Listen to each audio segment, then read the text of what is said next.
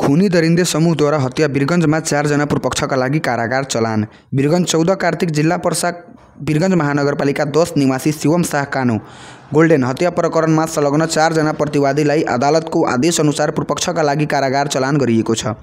गत असोज 14 गते राति करिब 11:30 बजे वीरगंज 10 स्थित गीता मन्दिर नजिक गाहवामाई मेलाको समयमा गोल्डेनमाथि योजनाबद्ध रूपमा कुटपिट तथा चक्कु प्रहार गरी हत्या गरिएको थियो। गम्भीर घाइते भएका उनलाई उद्धार गरिएको भए पनि उपचार अघि नै उनको मृत्यु भएको प्रहरीले जनाएको छ। घटनामा संलग्न रहेको आरोपमा पक्राउ परेका व्यक्तिहरूमाथि आवश्यक अनुसन्धान सम्पन्न गरी पर्सा जिल्ला अदालतको आदेश अनुसार वीरगंज कारागार चलान गरिएको जिल्ला प्रहरी कार्यालय पर्साका प्रवक्ता तथा सूचना अधिकारी प्रहरी नायब उपरीक्षक हरिबहादुर बस्नेतले जानकारी दिनुभयो। उनका अनुसार उक्त हत्याको योजना खूनी दरिंदे नामक वाट्सएप समूह मार्फत तयार गरिएको प्रारम्भिक अनुसन्धानबाट खुलेको छ।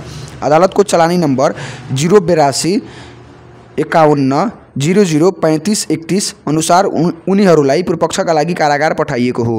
पूर्वपक्षका लागि कारागार चलान गरिएका प्रतिवादीहरू यस प्रकार छन्। वीरगंज महानगरपालिका 24 रामगढवा बस्ने 19 वर्षीय गौतम पटेल, सोही स्थानमा बस्ने 20 वर्षीय शुभाङ्कर चौरसिया, 22 वर्षीय अमिरी पटेल उर्फ करण प्रसाद पटेल र रामगढवाका 1 जना नाम थर परिवर्तन गरिएको युवक। प्रहरीका अनुसार घटनामा संलग्न अन्य सम्भावित व्यक्तिहरूको खोजी कार्य निरन्तर जारी छ।